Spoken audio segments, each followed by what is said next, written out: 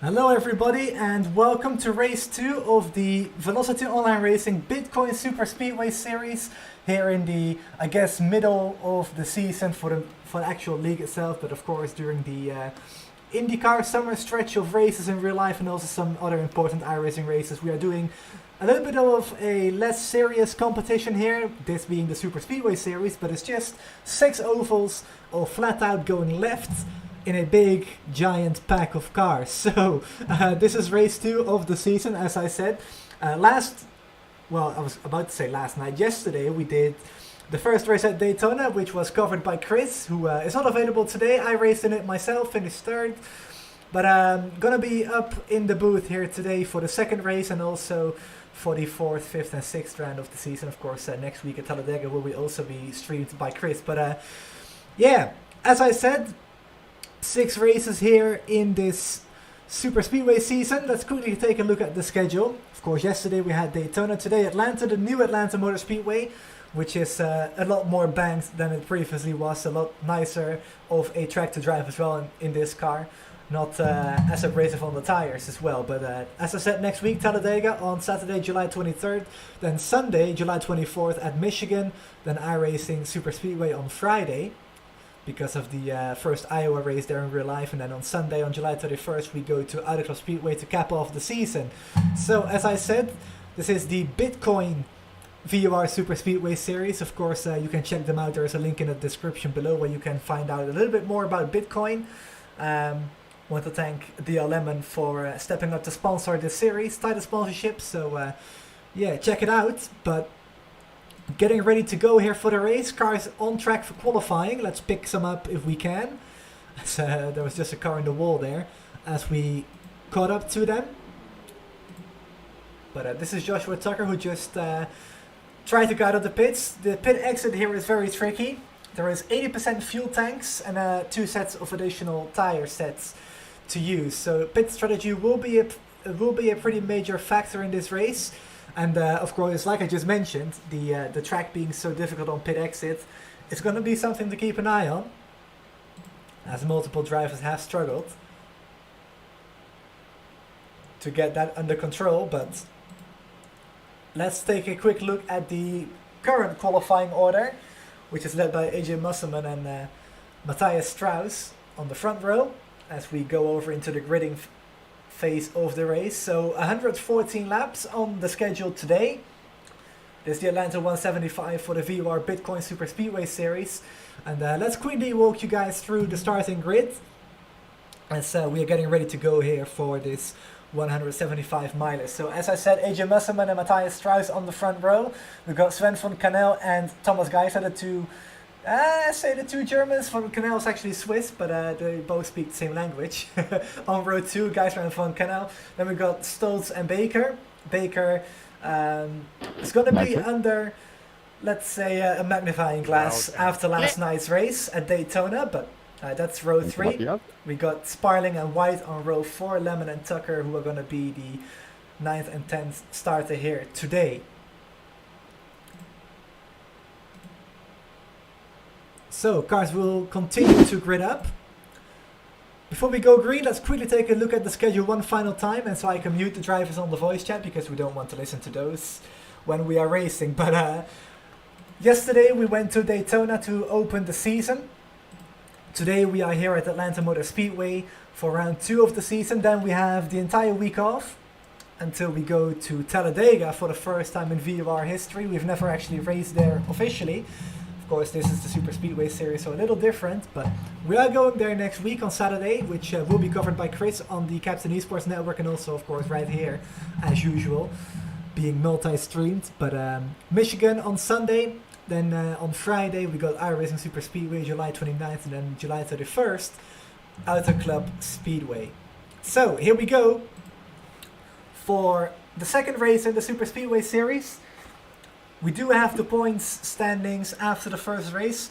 There is a bit of an interesting point system for this, so the order of points are not actually the race results from yesterday, but Blaine Sparling won at Daytona yesterday. He is leading the championship by 2 points over myself. I finished third, but due to bonus points, second in the points with 26. Dion Lemon third with 23 points. Austin Baker with 18 in fourth. And we got Thomas Geiser and AJ Musselman tied on 17 points. AJ finished like 12th yesterday, but because he started from the pole, he got 5 bonus points for that too. And for leading a lap and all of that stuff. So he's 6th in the points. We got Ethan Harrison 16 points in 7th. Matthias Strauss 15 in 8th. Then we got Tucker with 14, as well as Sven von Kanal, who ran off the top 10 in points. Then we got Dakota DeMay with 13, Craig Fosa with 13, Josh Stoltz with 11, and Ty Richter with 10. So those are the 14 cars on the points standings. 10 drivers with us today for the second race of the Super Speedway series.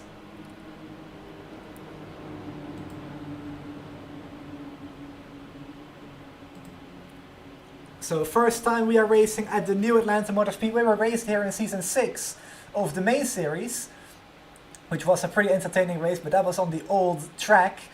This being the first time we go to the new Atlanta. So pace car gonna pull off, and we are gonna go racing at this 1.54 28-degree banking over for the first time. AJ Musselman leads the field to the green, and he gets a great jump off the line going into turn 1. Matthias Strauss already like a second back on AJ Musselman as we go into turn 1. Up the gears. And look at the draft kicking in already, as AJ loses some time there. But look at Sven von Kanel on the high side getting by, as well as Thomas Geisler, all going by Matthias Strauss. As we complete lap number 1, it is AJ Musselman still in the lead after that great jump going into turn 1. Already going side by side here, and you'll actually see the inside line be the faster way around because it's the shortest. But the outside line will basically be hung out to dry if there's no more cars with you on the outside to pull you clear of another car. But already on lap number 3, laps go by really quickly here. Also a key thing to mention, double VOR restarts and 1 green-white checker should we get to it. Hopefully we don't, but it's always a possibility.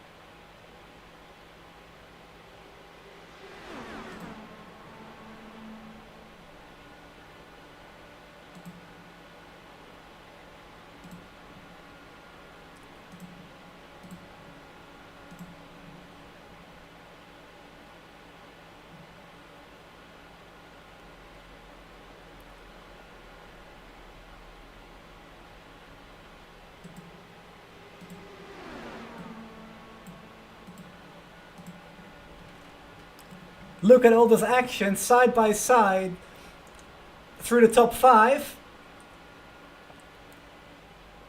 As we're going almost 2 by 2 across the line, starting lap 7, just listening to those beautiful engines. As I'm quickly trying to figure out how to fix an issue that we seem to have with the overlays. So please give me just a quick second to get that addressed. And here we go. It should load up now and we should have the correct overlays, and there we go. It's corrected now. So we have the nice numbers on the left. Oh, first car in the wall, just heard it. Yellow flag is out. And And that appears to be for Austin Baker, who had a great run yesterday at Daytona.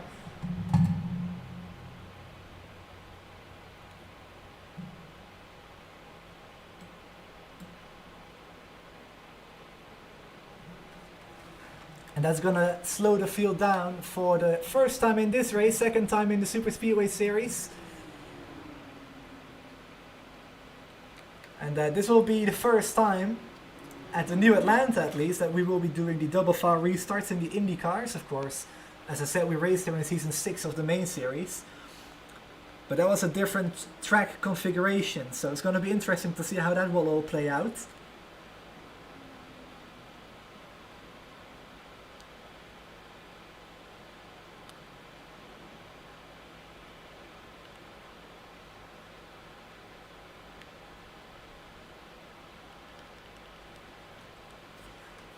Alright, we got Joshua Tucker going into the pits, and so are Drew White, Blaine Sparling, DL Lemon, and of course Austin Baker, who is out of the race already. So those are all the cars on pit road, and they're gonna take tires and fuel to go a little bit longer on the next green flag stint, which is very interesting because of the fuel numbers. It's a 1.5 mile track, so normally on the green you will be able to go around 50 laps, but with the 80% fuel tank, that's probably going to be between 38 and 45 laps of running, depending on how much fuel you can save. And actually there's 2 other cars in the pits with damage. So whilst the cars keep pacing, let's take a quick look and see what happened there with Austin Baker.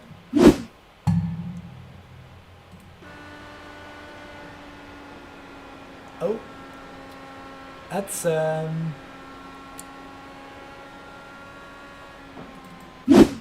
didn't really catch what happened there exactly. So that is Blaine up there on the high side. Let's see what happened to Austin here. Just going back a little bit further that this is, so it will happen in just a moment. Let's just continue watching these guys. Of course, the top 5, as I mentioned, all very closely together. Air push definitely being a factor in the race at the moment.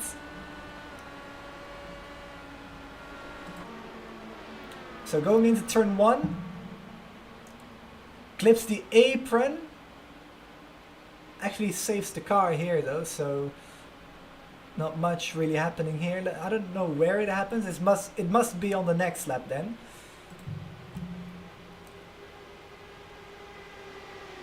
Going into turn 1. Alright, here we go, and that is Tucker, I believe, clipping Austin Baker in the back, which sends them both around. And actually, let me correct myself, that's Drew White. Similar looking cars from high above with all the fog involved. I'm not sure why we have the fog, by the way. We had that at Daytona yesterday too. The humidity is below 100% for this race, so I don't know why we have that, but let's see if we can grab a quick angle from the rear looking at this. So that's the 15. Netcode clipping, it seems. The 28 of Baker. So that's what's caused the incident. Just simple iRacing netcode, like most incidents, it seems. Of course, this is an international server, so netcode is always going to be a bit of a factor in those races. But that means an early exit for Drew White and Austin Baker as the pace car lights are out. And that should be a double file restart. Not sure why it's being single file here.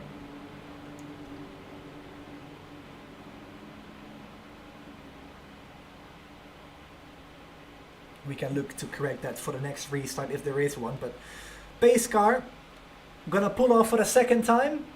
First caution here today at Atlanta Motor Speedway.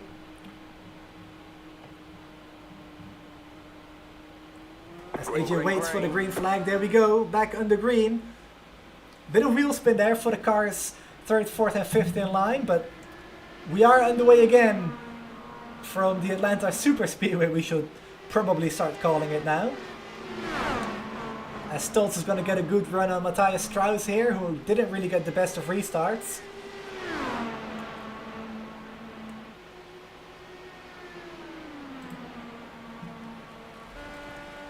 Looking from the back of Stoltz towards Joshua Tucker.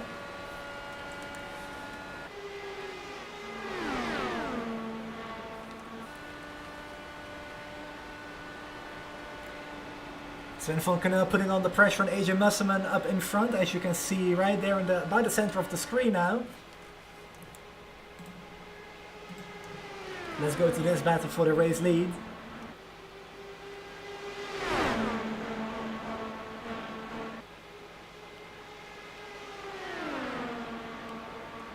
As Thomas Geiss tries to look on the high side, gonna try to get by with the momentum of the corner. Gets a great launch of that corner on the high side there. Will have the longer distance, but the momentum should help him at least get alongside, and then maybe for the second back straight, I should say, for turn 2, he might even be able to clear him, which he is not, because AJ in front of Sven gives him the draft to pull clear again of Thomas on the high side, still trying to make it work.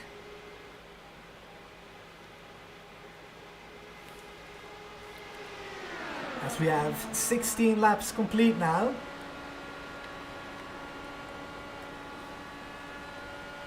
AJ started up front, went to the back on the 4th lap, I think it was, to let the field by.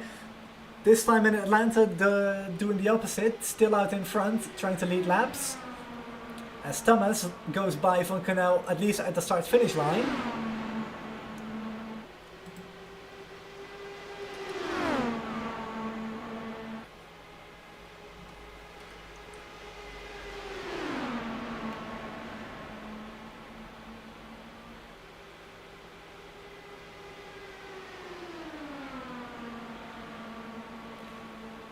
Austin saying in chat, of course, already out of the race, was trying to let Drew White by on the inside, and it seems that he followed me into the wall. Well, I gotta tell you, it was Netco, he actually didn't hit you.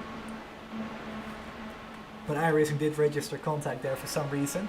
Of course, this is online racing, so that's the downside of it. It's not always perfect with the connection. That's what happened. It's unfortunate either way though, as Thomas still tries to make that outside line work, but Sven on the inside has the draft from AJ just in front to pull him by again every time on the straight. You can see Thomas get a run every time, just like right here, but because AJ is there giving that draft to Sven, Thomas is never actually able to get by Sven, so that's the annoying part for Thomas, which means he can't get to the front. But let's take a quick look at the dashboard here. See how fast all these cars are going. 360 kilometers per hour going into turns 3 and 4. Then on corner exit we had 380 kilometers per hour. 86 almost in the draft. Yesterday at Daytona we were topping out at about 405. Which is just lightning fast in these cars.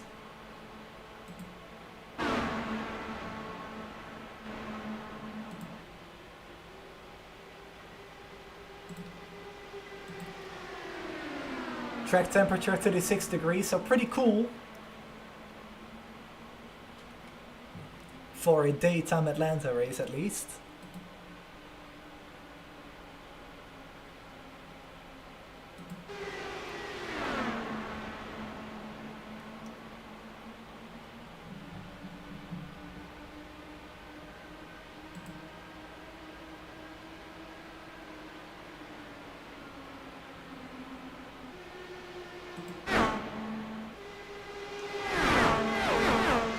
The field roars by the cameras here. We will continue to watch this battle for the race. Need all the cars in the top 5 within 7/10 of a second, which is just incredible.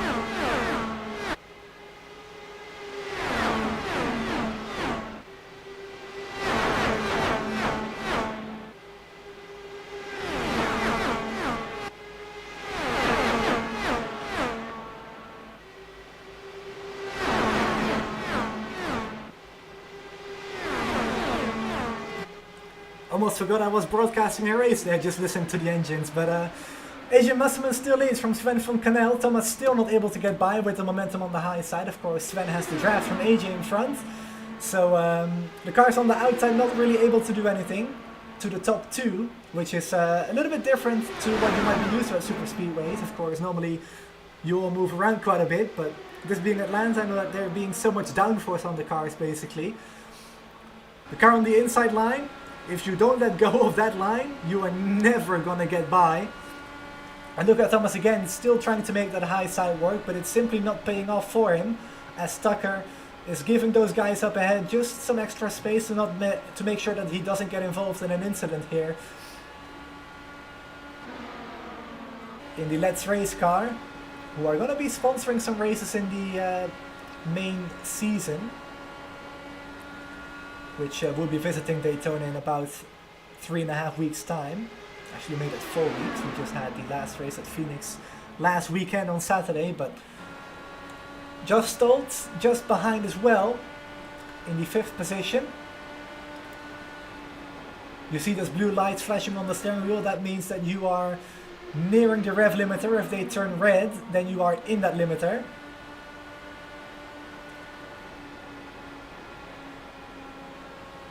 Definitely some lifting happening right now, so it's not flat out all the way around, but that's due to the dirty air.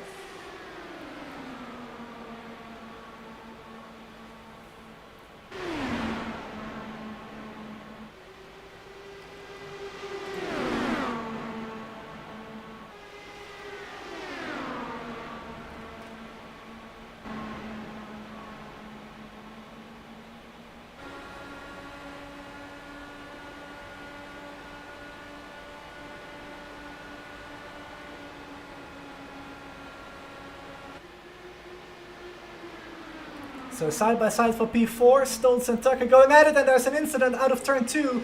That is Stoltz with right front damage. We stay green somehow.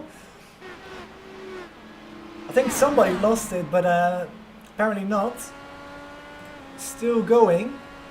And Josh Stoltz recovers, though he is 4 seconds behind the leader now.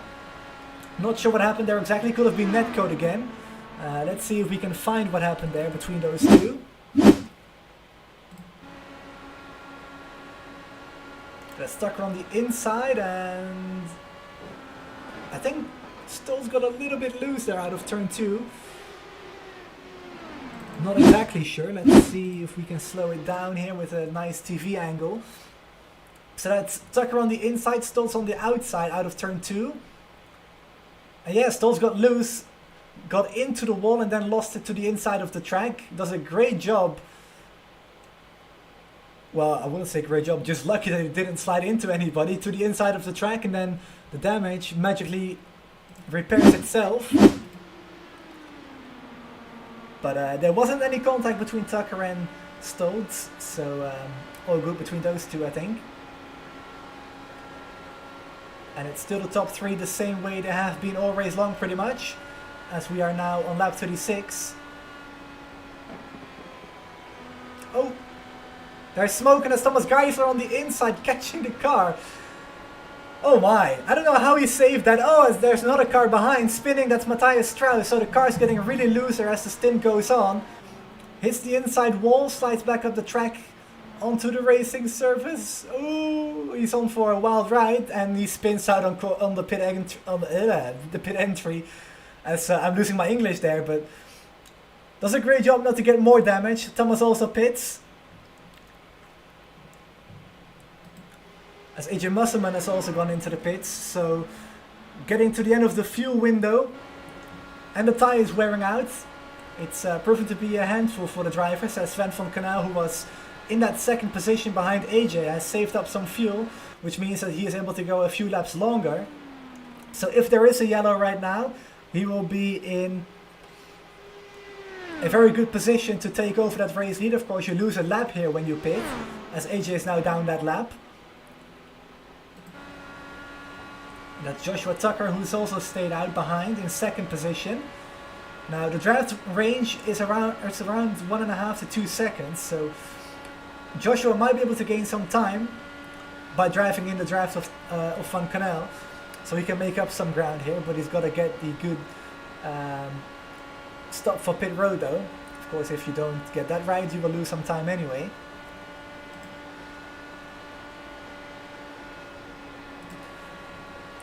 Alright, I want to see what happened to Thomas Geisler there, as I'm seeing that he's lost plenty of positions in that situation there. So let's see if we can find it. Already in corner entry, the car gets loose, spins to the inside, and luckily nobody else hit him. I think that's Tucker on the high side driving by there. So does a great job not to completely spin out. Of course, he's going to try to come into the pits here as well. So that's what happened there with Thomas. Simply lost it on his own.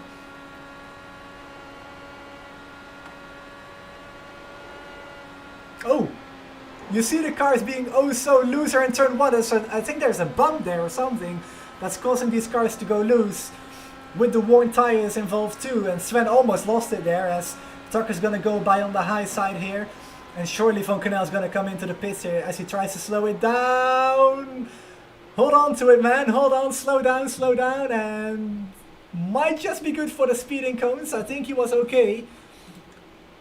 But stayed out 4 laps longer than the rest of the field. Let's see what he can do on the pit out. Remember what I said in the beginning of the race though. The pit exit here is so tricky because there are so many bumps down there. It's so easy to lose the car and slide up the track into the wall. So you gotta be careful with that.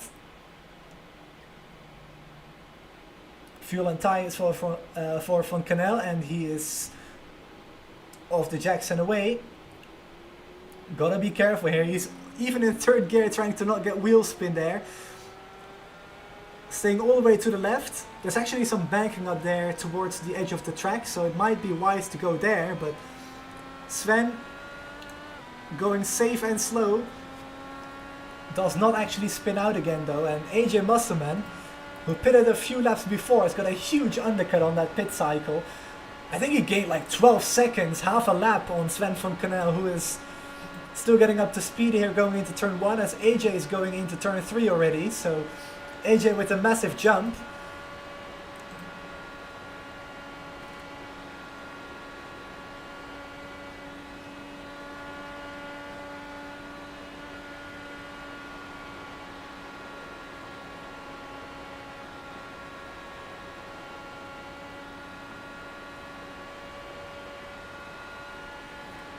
So Tucker and Sparling still staying out.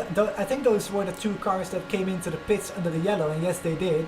They pitted under the first yellow, so they are able to go around 9 laps longer. Which of course will help them quite significantly, and that's Tucker slowing down, getting to the inside of the track here, slowing it down. Trying not to get a speeding penalty. And he will definitely be good. Very slow on the pit in. But Sparling gonna follow him in too, also good on the speed limiter, so no penalties for them. And let's see where they will rejoin when this all cycles out.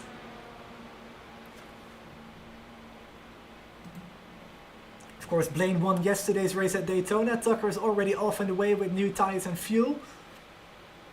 Sparling still in that box though, getting surface, and he also away again, like I said, without the penalty. So let's see where they rejoin. As AJ Musselman is showing us out of the race. Did he have an incident or did he simply disconnect? Because I'm not seeing him anymore. Not sure what happened to him. But he and Strauss out. As Sven Van Canel moves up into 2nd again. Tucker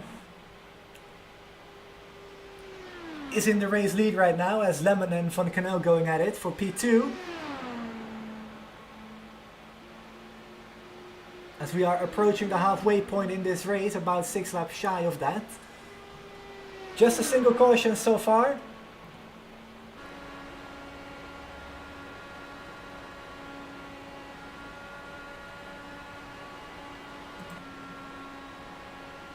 As Blaine Sparling is right behind Thomas Geisler, who is still running after that Code Brown moment there a few laps ago before he pitted. Lost it in turn 1, slid all the way down to the inside of the track and never actually lost the car. But did lose some time there with that half spin. A nice catch, but loses a position to Sparling, who moves by to take over P4. And those guys are 6 seconds behind the top 3. And, well, second and third are even 4.5 seconds behind the leader. Josh Tucker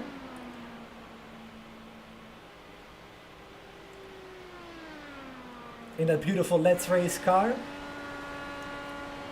Out in the lead, started last, currently running first. If he can pull that off, that will be a great result for him. We've got Jessica Saban in chat under the P Morel account. It's VOR time, let's go. In 3 days time we'll be going to Iowa Speedway for the P Morel IndyCar series. You can check that out on their channel, which I'm also broadcasting.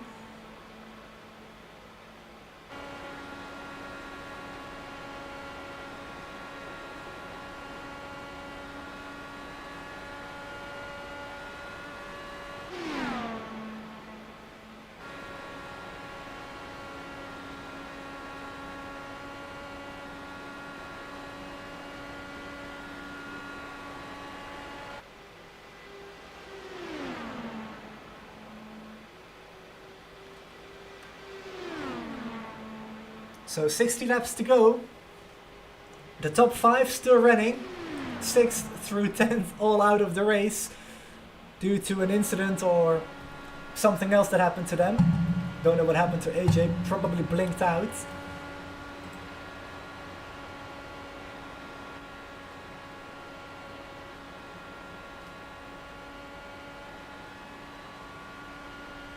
And Stoltz has got 5 minutes repairs because he tapped the wall and knocked the toe out. So I think he just called it a day.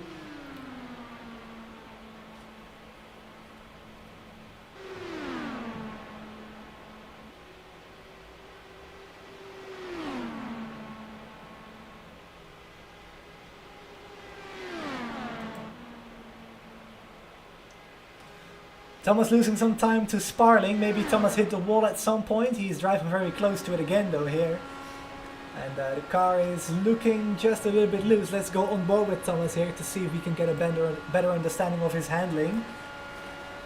Oh yeah, definitely loose in turn 1. You can see the correction on the steering wheel. And again here in turn 2. Gotta be careful there to not slide up into the wall. Gets away with it though. Let's see here in turn 3. Seems okay here on the balance. Out of turn 4 is a little bit wiggly though, so I think some damage for Thomas because he's dropping pretty significant gap to Sparling up ahead. Let's see, his handling here seems to be pretty solid right now. This is all 10 seconds behind the leader.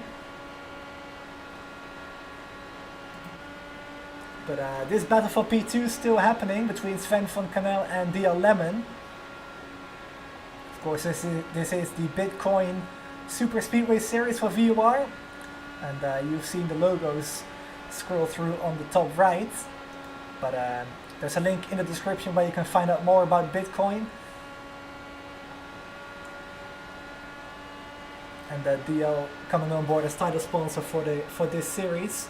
Of course, it's just a fun championship, nothing too serious. Doesn't mean like you should drive like a maniac, of course, but nothing too serious like the regular series, which also explains the lower field size that we have for this particular series. Of course, averaging 25, 26 cars in the regular season. So, perfect under and over, or over and under, I should say, the other way around for DL Lemon to the inside of turn 3, and he will clear Sven von Kanel to take over P2. Which took him a few laps, but he got there in the end. And now you can start trying to close the gap to Tucker up ahead, who has been driving there for a good 10-20 laps already, out in the lead. Of course, AJ dropped out with some connection issues, probably. It's the most likely at least, because he did not have a crash or anything. Not that I'm seeing on my timing screens at least. Never actually went off the track, so must be connection related. The funny thing to mention is the top 2 are up 9 spots for Tucker and 7 for Lemon. And Tucker at this point is going to be the biggest mover. You get bonus points for being the biggest mover in the race. And, as I say that, let's quickly go over the points system.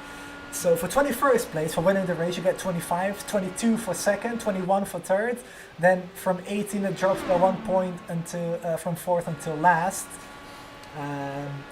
Until 21st, I should say, until last you get 1 point. Qualifying, 5 points for the pole, third, 3 points for second, and for third you get 1 single point. Of course, 4th through last don't score a point in qualifying. Then the bonus points for the race, leading the most laps, 4 points, fastest lap, 3 points, biggest mover, 2 points, leading a lap, 1 point. So that's just the entire points system, which is interesting and of course designed to promote a close championship battle as the season progresses, which at the moment is doing. Yes, I still don't know why it's from. Yeah, I even set the humidity to 99% instead of 100. But, oh well.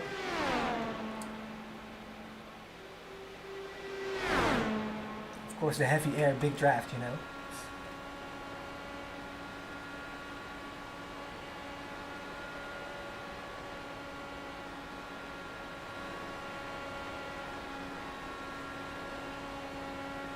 So these cars getting more and more loose as the run goes on. We've seen it catch a few people off already, like Thomas Geisler, who half spun but still on the lead lap.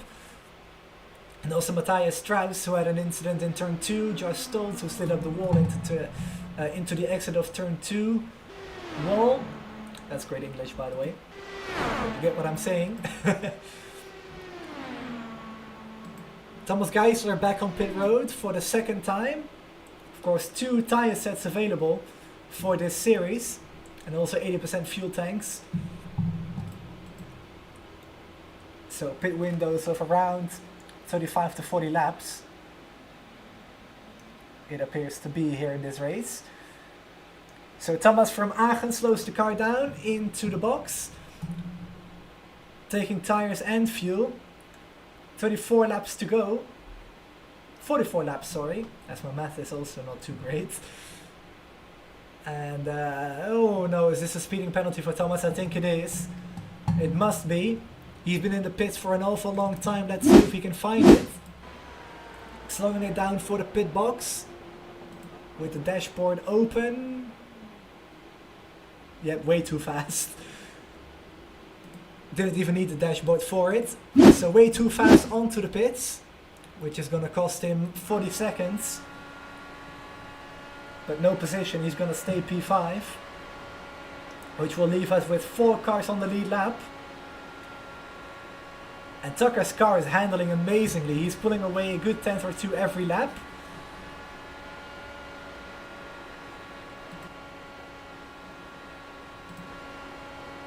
As Thomas exits the pits just in front of Tucker. Tucker going by on the high side here with the momentum, of course. Thomas still getting up to speed and nowhere near it going into turn 3.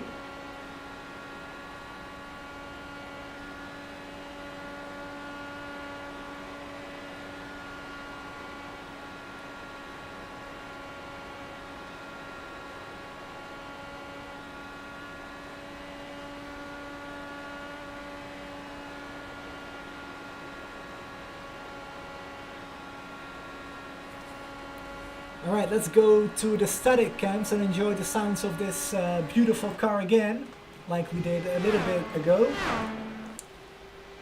As we will keep following Tucker, the race leader.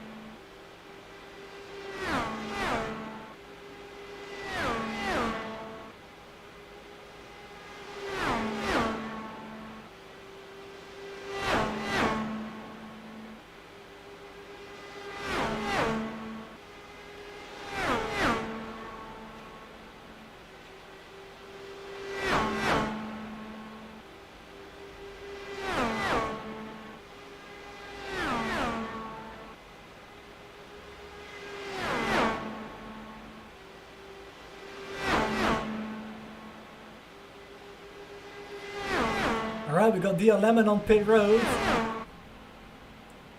There he is, just going by in the Bitcoin car. Of course, DL behind the sponsorship of this series, so thanks to DL for doing that. But currently running in the 4th position as he slows it down into the box.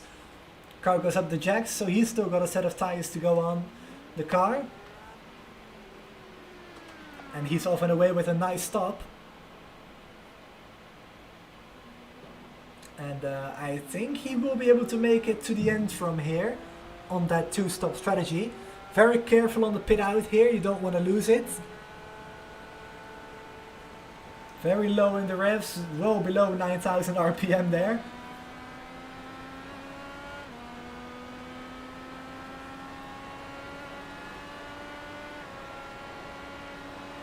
But he's back out. Joshua Tucker, the leader, also in the pits, which is going to hand the lead over to Sven van Kanel, and also Blaine Sparling stayed out. So this is the most critical part for Josh. You don't want to lose it. Goes all the way up to the banking of the pit exit, sorry. Not a pit entrance, that's on the other side of the track. Got to be careful here to not lose it on the bump, and there we go, he's good to go. So nice pit out there by Joshua Tucker as he slots in behind Lane, I think it is, yes it is. Sven van Kanel also into the pits on lap 81. So from here you should be able to make it to the end without having to save any fuel. In a race that's now been pretty spread out since about lap 30. Of course, the first yellow we had on lap 9 for an incident between Drew White and Austin Baker, which was caused by netcode, but Sparling also slows down to go into the pits. I think he was good on the speed as well. So Joshua Tucker will retake the race lead as he has a 11-second gap over Sven van Kanel, who is now down into 4th as DL Lemon goes side by side with Geisler, who is 2 laps down. But Sven on the pit exit, still getting up to speed. Out of turn 4 he goes. And he's lost some time to Lemon as well, so the gap between those two now 4 seconds as Sparling gets up to speed on the apron. Let's see if he can stay ahead of Van Kanel, and he can't. Because Kanel, already up to speed, flies by to retake P3. Now Sparling out of the entire top 4, aka the 4 running cars within a proper chance at least a solid result. In terms of the running cars, of course, the top 10 is already pretty solid, but you get what I'm saying. He's got the freshest tires, so maybe he can make those work too with the final 30 laps happening right now.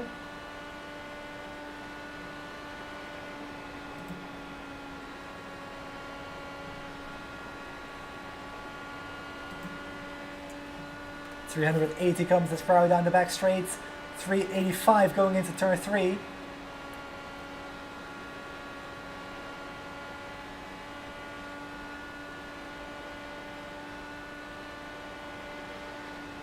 And 387 going into turn 1. These cars here going oh so fast with the new higher banking at Atlanta Motor Speedway.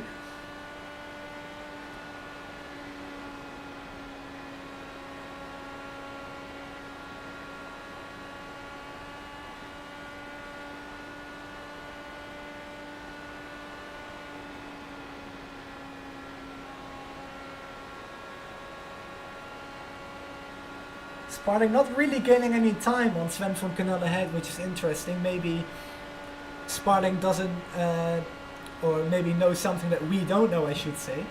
But I think you are good to go to the end. Especially the lap that Sparling pitted, so it's interesting to hear him lift off like that.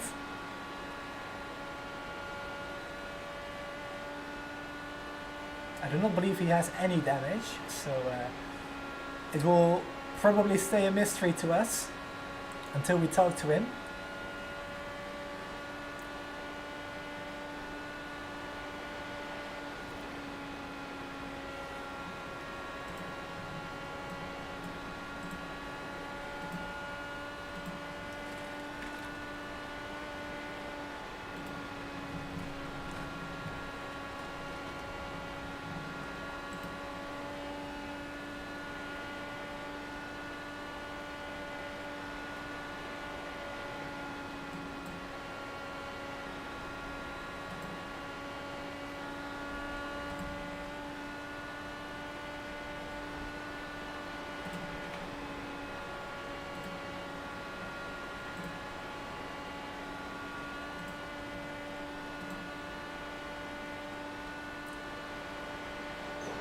Oh, Blaine just tapped the wall going into turn 1 there. You don't want to do that too often, as he drops down about 20 kilometers per hour there.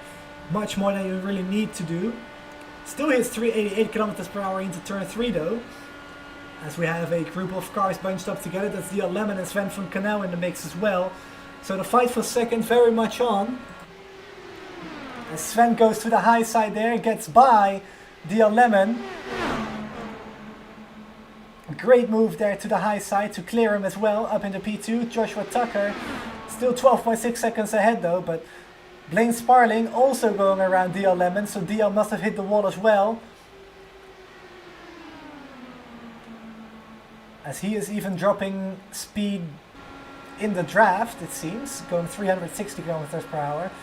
That's definitely not fast enough. Let's see if he can clear 380 going into turn 3. He can't.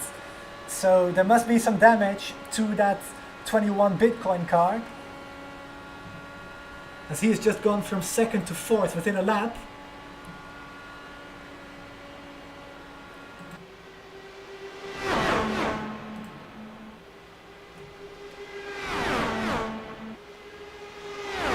And if I'm Joshua Tucker right now, I am praying that these guys do not collide and cause a caution. Because with a 12.4 second lead with 21 laps to go, you are never going to get let go of that.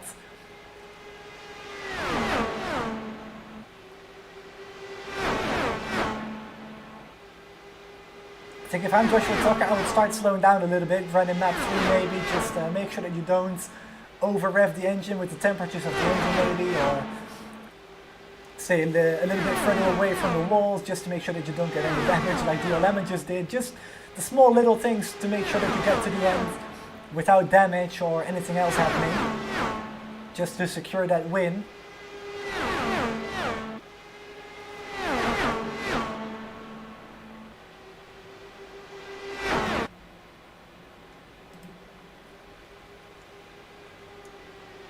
Appreciate those who tuned in for the race today. Next week we go to Talladega Superspeedway, which is going to be the second,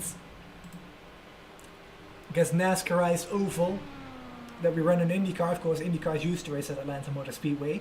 But then we go to Michigan on the 24th of July. Again, Saturday and Sunday next week. Chris will be covering the Saturday race at Dega, and then I will be doing Michigan. And then on Friday, July 29th, we got iRacing Superspeedway coming up, and then the final race of the Summer Superspeedway Series, the Bitcoin Superspeedway Series on July 31st at Auto Club Speedway. All races 175 miles approximately, so that's the remainder of the schedule. As we have 17 laps to go, Sven van Canel still going side by side with Blaine Sparling, who is now going to the high side. He will clear Sven to take over P2, and those guys closing in on Tucker, so Tucker probably playing it cautious right now with 16 laps to go.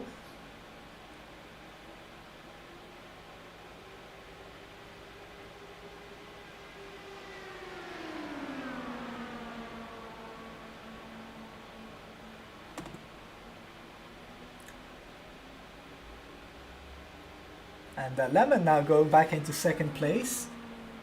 I completely missed that between all the fog. That's the black car on the black surface, of course we can't see it, so that explains a lot. But DL Lemon drops now down to third, but apparently not down on speed as much as we thought a few laps ago. With 15 to go, he's very much in the mix again. There he is on the inside of the track.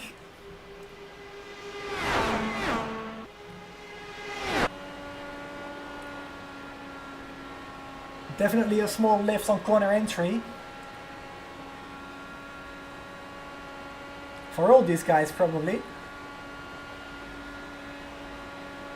But we got Thomas Geisler in the back of this little group of cars too. He is 2 laps down, so not really fighting for anything. Oh, as Lemon got really loose out of turn 2 there. We saw Stoltz push up into the track from a little wiggle that he had just before that. And also Matthias Strauss lost it to the inside of the track on that same corner. So definitely a little hazard point around this track, as DL definitely chasing that car through the corner. As Thomas Geisler has gone back into the pits. to get service on that car, probably making his final fuel stop. But DL definitely dropping back now, and his balance of the car quickly fading away as Sparling and Van Canel going at it still.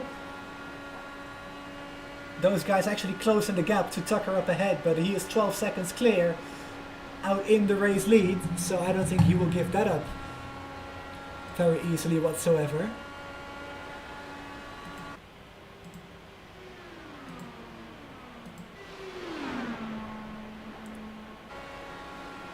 Sparling and Lemon up 5 spots both. Then Tucker, the biggest mover, out in the lead. Let's see how he's doing. Going into turn 1, 10 laps to go now for the Let's Race car. And really, since that caution, never made a mistake, and it shows because he's the only driver that's been able to keep the car under his control and not really make a mistake. So it all pays off for him here, as he has got a 12-second lead still with 9 laps to go. Of course, I don't want to commentators jinx him, but it's looking likely that he's going to finish where he is right now.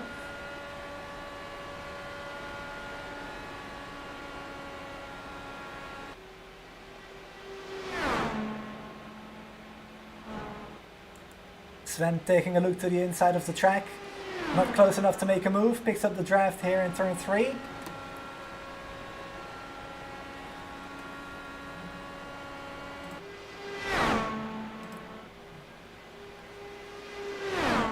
Just a single caution in this race today, just like yesterday.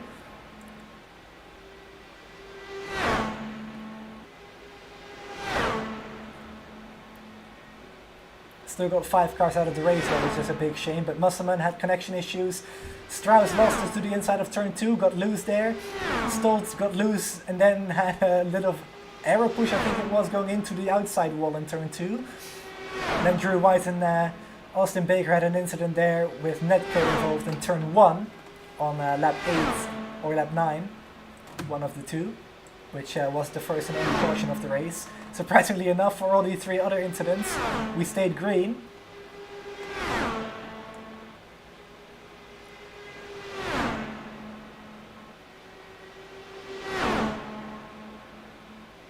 Of course, if you would like to join the Super Speedway series next week at Talladega, you can do so by joining the Discord and also fill in all the sign-up information there. That's what you gotta do. And that is all, really.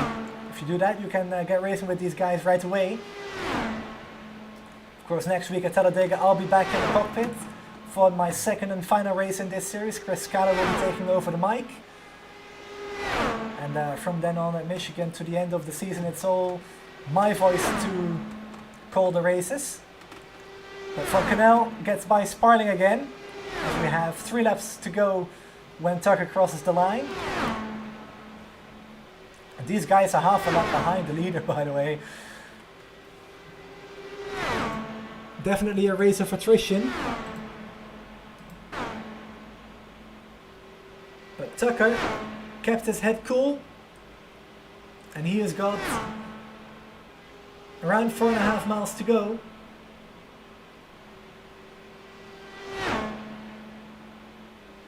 Make that 3.09 miles now, as he comes across the line for 2 laps to go.